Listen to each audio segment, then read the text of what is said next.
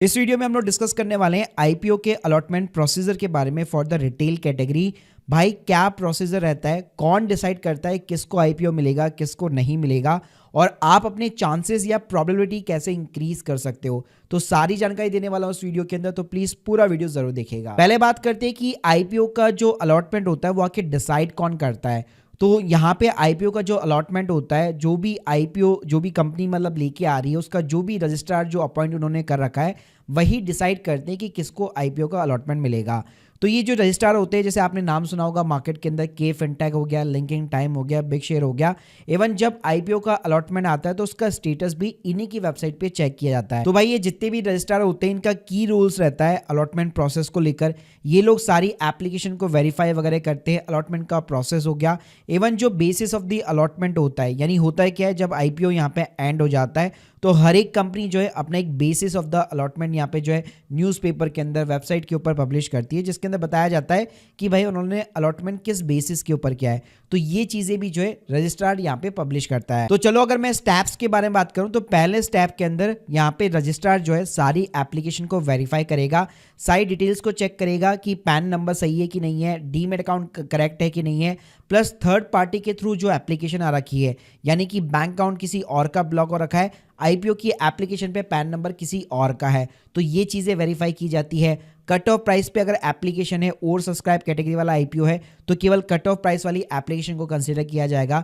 तो इस तरह से पहले एप्लीकेशन के वेरिफिकेशन का काम होता है। उसके बाद में भाई कैटेगरी वाइज यहाँ पे अलोकेशन होगा सेबी के कुछ नियम से, जैसे रिटेल इन्वेस्टर के लिए 35% रिजर्व है, 15% एनएनआई के लिए है, 50% क्यूआईबी के लिए है, तो उसके अकॉर्डिंग कैटेगरी वाइज भी यहाँ पे अलोकेशन होगा। अब अलॉटमेंट मेथड के ऊपर डिस्कस करने से पहले बताना चाहूंगा, अगर आईपीओ के लिए अगर आप एक नया डीमैट अकाउंट खुलवाना चाहते हैं तो आप एम स्टॉक के साथ में जा सकते हैं, जहां पे सिर्फ आपको एक बार के लिए वन टाइम 999 की फीस पे करनी है, जहां पे आपको लाइफ टाइम जो है जीरो ब्रोकरेज देखने को मिल जाएगा सभी सेगमेंट के ऊपर, चाहे वो इक्विटी डिलीवरी हो, इंट्राडे हो, एफएंडो हो, म्यूचुअल फंड्स हो, आईपीओ हो। और अगर आप ये फीस पे नहीं करना चाहते, स्टिल आप जीरो कॉस्ट के ऊपर डीमैट अकाउंट ओपन करवा सकते हैं, जहां पे स्टिल इक्विटी डिलीवरी आपको फ्री ऑफ द कॉस्ट देखने को मिल जाएगी। म्यूचुअल फंड्स हो गया, आईपीओ हो गया, और बाकी सेगमेंट पे सिर्फ 20 रुपीज ये चार्ज करता है। और सिर्फ इतना ही नहीं यार, एम स्टॉक के ऊपर काफी सारे आपको टेक्नोलॉजी जो है टूल्स में देखने को मिल जाएंगे। प्रॉपर फंडामेंटल और टेक्निकल चार्ट्स यहाँ पे देखने को मिलते हैं।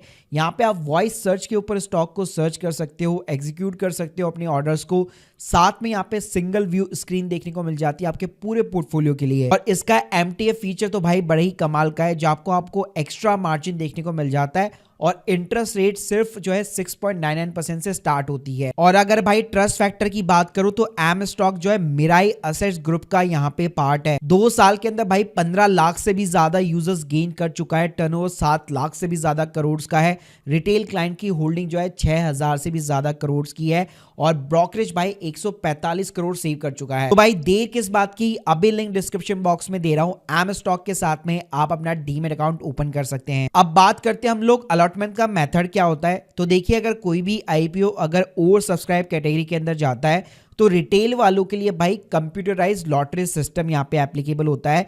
तो यहाँ पे आप पहले से अंदाजा नहीं लगा सकते कि मेरे को आईपीओ मिलेगा नहीं मिलेगा, ये कंप्लीटली जो है रैंडम बेसिस पे कंप्यूटर डिसाइड करता है कि किसको आईपीओ मिलेगा या नहीं मिलेगा।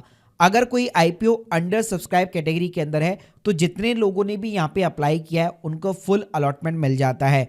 और कई बार ऐसा भी होता है कि मान लीजिए रिटेल कैटेगरी ओवर सब्सक्राइब हो गई, लेकिन मान लीजिए कोई अदर जो कैटेगरीज है, एनएनआई कैटेगरीज है, वो अंडर सब्सक्राइब्ड है, तो उस केस में इसको एडजस्ट भी किया जाता है, केवल क्यूआईबी पोर्शन को छोड़कर। इसके अलावा अलॉटमेंट का जो अलोकेशंस है बेसिकली वो डिफरेंट रहता है एचएनआईज के लिए, जिसमें एनएनआई वगैरह भी आ जाते हैं और क्यूआईबी वगैरह भी आ जाते हैं। यानी रिटेल कैटेगरी के लिए हमेशा ओवर सब्सक्राइब अगर कोई आईपीओ है तो वहां पे हमेशा कंप्यूटराइज्ड लॉटरी सिस्टम एप्लीकेबल होता है। इसके अलावा ओवर सब्सक्राइब आईपीओ के अंदर कई बार ये भी होता है, अगर आईपीओ का साइज जो है काफी ज्यादा बड़ा है और बहुत ज्यादा ओवर सब्सक्राइब नहीं हुआ है, तो there is the still chances कि सभी को तो एटलीस्ट मिनिमम लॉट यहाँ पे मिल सकते हैं रिटेल कैटेगरी के अंदर। और इसका बेस्ट एग्जांपल है भाई पेटीएम और एलआईसी, जहां पे रिटेल कैटेगरी के अंदर सभी को ऑलमोस्ट जो है यहाँ पे मिनिमम लॉट्स मिले थे। तो जैसे यहाँ पे आईपीओ का अलॉटमेंट जो है डिसाइड हो जाता है, उसके बाद में एक basis of the allotment report निकाली जाती है। तो यहाँ पे जो रजिस्ट्रार होता है वो एक रिपोर्ट निकालता है और उसमें सारी चीजें मेंशन होती है कि किस बेसिस के ऊपर भाई यहाँ पे अलोकेशन हुआ है। उसके बाद में जिनको भी आईपीओ का अलॉटमेंट हुआ है उनके डीमेट अकाउंट के अंदर शेयर को क्रिएट किया जाता है, और जिनको नहीं हुआ है बैंक को इंस्ट्रक्शन दिए जाते हैं उनको सभी को रिफंड करने के, यानी कि उनके ब्लॉकिंग का जो प्रोसेस होता है वो यहाँ पे शुरू हो जाता है। अब यहाँ पे आप लोगों को कुछ मैं टिप्स देना चाहूंगा अगर आप अपने चांसेस या फिर प्रोबेबिलिटी को इंक्रीज करना चाहते हैं आईपीओ के अंदर। तो देखिए आईपीओ का अलॉटमेंट वैसे ओवर सब्सक्राइब कैटेगरी के अंदर कंप्यूटराइज लॉटरी सिस्टम से होता है, लेकिन स्टिल आप अपने कुछ चांसेस यहाँ पे इंक्रीज कर सकते हो। पहली चीज ये कि जितने ज्यादा आपके पास में डीमेट अकाउंट होंगे और यहाँ पे अगर आप मिनिमम लॉट के लिए अप्लाई करेंगे तो आप अपनी प्रोबेबिलिटी को यहाँ पे इंक्रीज करते हैं।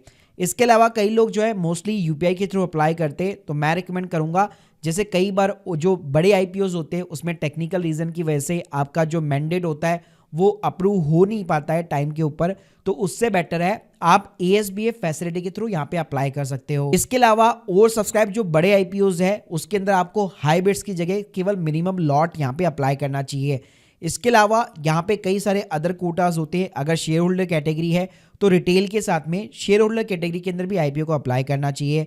और अगर आप चाहो तो आपको चेक करना चाहिए कि एचएनआई कैटेगरी के अंदर अगर ज़्यादा भीड़ नहीं है, ज़्यादा ओवर सब्सक्राइब नहीं हुआ है, तो रिटेल की जगह आप एचएनआई कैटेगरी के अंदर अप्लाई कर सकते हो, जहाँ पे अबाउट द 2 लाख रुपीज़ की एप्लीकेशन जाएगी। लेकिन वहाँ पे भी 2 कैटेगरी के अंदर ये चीज़ें डिवाइड होती है। तो ये ज़रूरी नहीं है कि भाई आपको हर आईपीओ के अंदर पैसा लगाना है, तो आपको अपनी स्ट्रैटेजी बनाकर केवल कुछ ही आईपीओ के अंदर अपना पैसा लगाना चाहिए।